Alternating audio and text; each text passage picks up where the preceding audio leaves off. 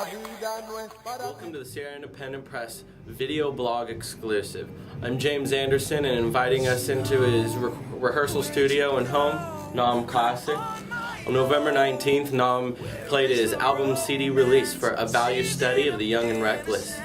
Nam, what can you tell me about the record, and how did the album begin? What were the early phases? The early phases, the very first phase of the album, basically we were just jamming, rehearsing, trying to find the right chemistry between us and Colliding Design, myself and Colliding Design. And once we did that, I mean, we just began writing. Before it was just going to be hip hop. It wasn't going to incorporate any rock. I wasn't thinking about doing music with a live band. And, What changed your feelings on that? the chemistry with the band, definitely.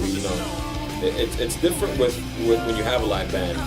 You have, I feel like you have a platform where you can actually talk about deeper subjects, and I think that is because you have, well, for one, you have kind of the musicians to contribute to the music, but I think the rock genre in itself, we talk a lot more about, their emotions, what's going on, what they're feeling, and I think when it comes to music and understanding hip-hop and how hip-hop and rock should mesh together, I think me and him definitely perceive music the same way, and we overlap, in that perspective where a lot of musicians don't. I felt like in this project, when I was working with him, it didn't take much direction at all. I said, this is the feel, it's what I'm going for, and he really understands hip-hop, he really understands reggaeton, and he just was able to just marry, his understanding of the genre with what was already there and just go. He had the least of the trouble doing that, so I'm definitely going to continue to work with Orlando, as well as, all the other people I work with as well. David's talented, Justin is talented, Lydia Gavin. We're definitely going to work on some more music.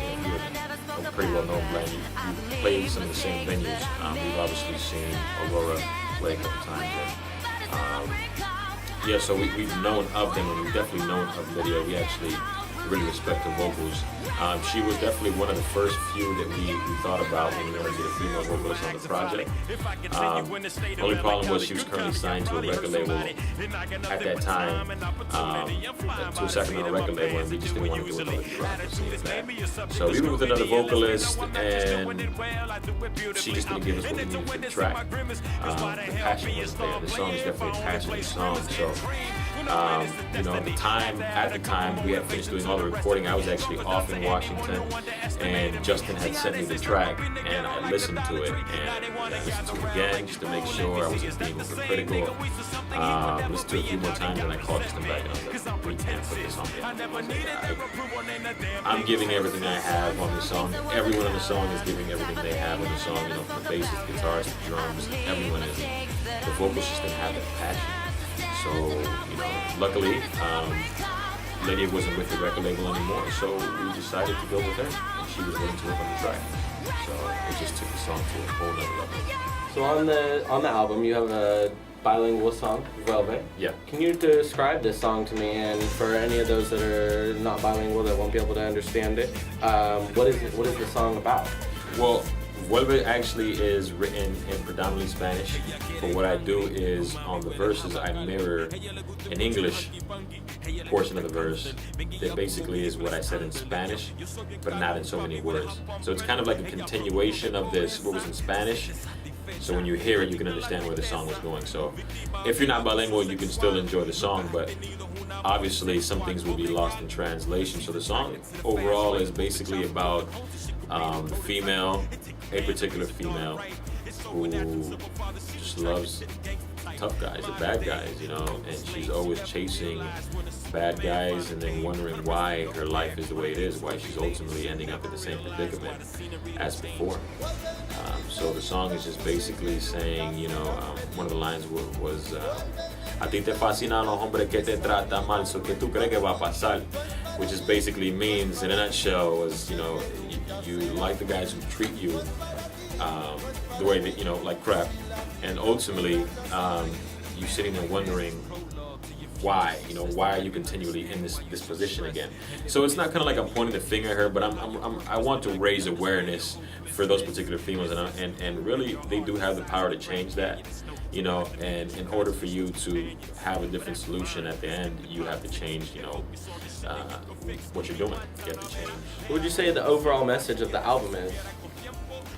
The overall message of the album, well, it's definitely a concept album, and it's just basically you make mistakes, you analyze those mistakes, and you learn from them, and you move forward. There's no need to dwell. There's no need to, you know, you should never let anything you've done in the past hold you back. And that's just basically what the album is about. It's about moving forward. It's about facing those mistakes. And if you're going to be interested in buying the music, I'm sure you will be. And go to reverbnation.com/nomclassic.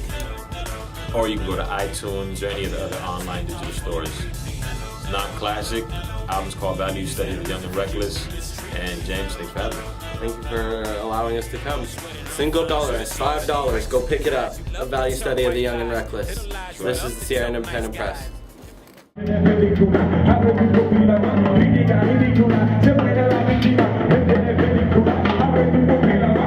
ti te fascinaba un hombre que te transforma,